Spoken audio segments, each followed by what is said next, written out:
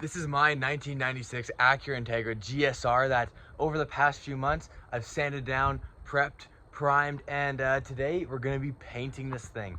I'm super excited to start the paint process on this car. It's been a long time coming and I'm super stoked. The garage door is currently shut, but over the last few days we've been working on turning the garage into a paint booth, which we'll show you shortly. But of course, there's a little bit more that we got to do to this car. As you may see, the glass is still all exposed, the front end's exposed, the wheels and all that. Everything's still exposed, so we're gonna have to mask everything off. But before we do that, we're gonna do a quick wet sand to get this car fully ready to paint. It's pretty simple. I've got my spray bottle here, got a little bit of 1000 grit sandpaper, and we're just gonna go over the whole car and wet sand the entire thing.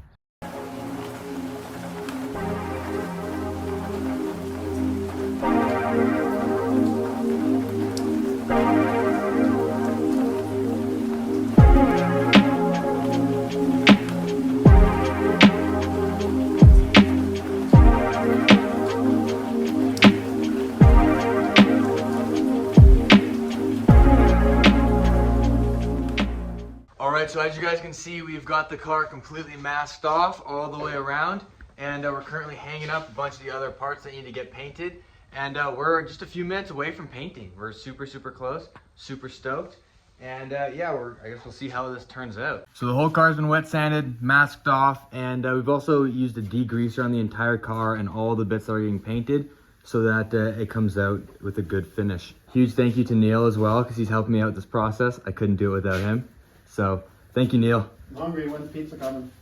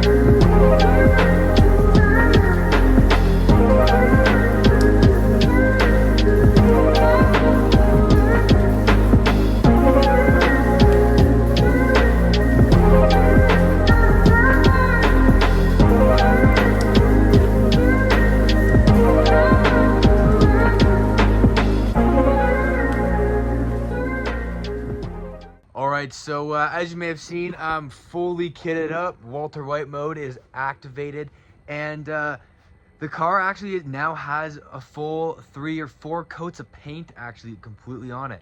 And in the meantime, I went and I put on the first layer of clear. Now it's coming out really awesome. I would walk you through and tell you about everything that's going on like in the garage, but you won't be able to hear me with this thing on.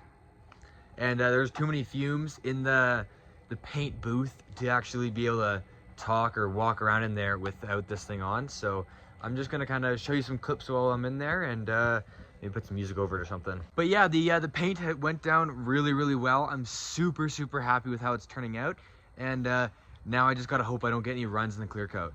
To anyone that is looking to paint their own car by themselves, I would highly recommend against doing it in a garage, especially the garage that you use to sand down and prime the car, just because it gets real dirty and you really don't want a lot of dust and debris in the room that you're going to be painting in.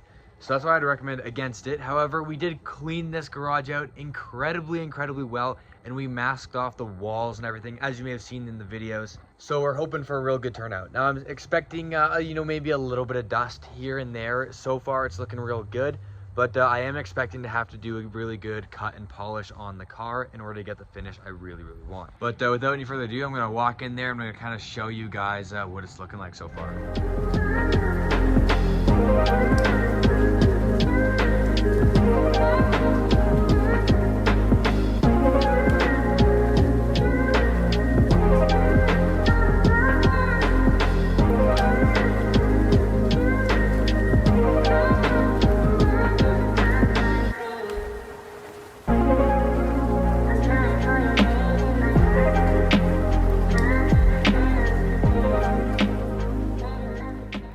right, so clear coat number 2 is now done, and I'm just gonna show you guys what it looks like coming out of this garage.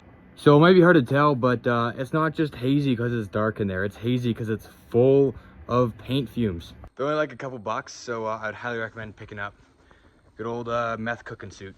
All right, just like that, my friends, the car is done. Now I'm gonna show you some videos of kind of what it's looking like right now. It came out amazing. It came out absolutely amazing. I'm super stoked with the results. And I honestly could not have asked for anything better, especially out of a garage paint job.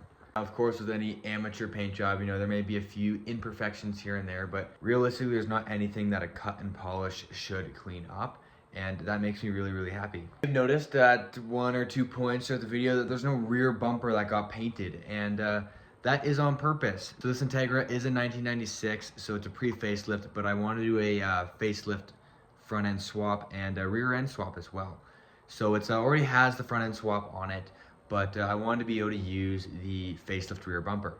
And the facelift rear bumper that I have, it just so happens to be on the Cream Integra, the previous one, the first generation of it, if you will. And it is already painted the exact same color. So in case you're wondering, this paint is 1 of 1. It is a custom mix. But the perks of having the paint being absolutely the exact same is that I will be able to run my old rear bumper on the new car without having to have had to respray it. Now, if I did respray it, I just wouldn't have had the room in the garage to do so. So that's why I chose, just to keep it as it was. All right, so stick around, hit that subscribe button, because in the next video, we are going to be unveiling the car. We're gonna be taking all the masking off. We're gonna be putting the car back together again. Make sure you guys check out all the previous ones, all the videos leading up to this if you haven't already. Really helps out the channel, and I think you guys will find it pretty cool if you like this video. Otherwise, thank you guys so much for watching. I'll see you next time. Peace.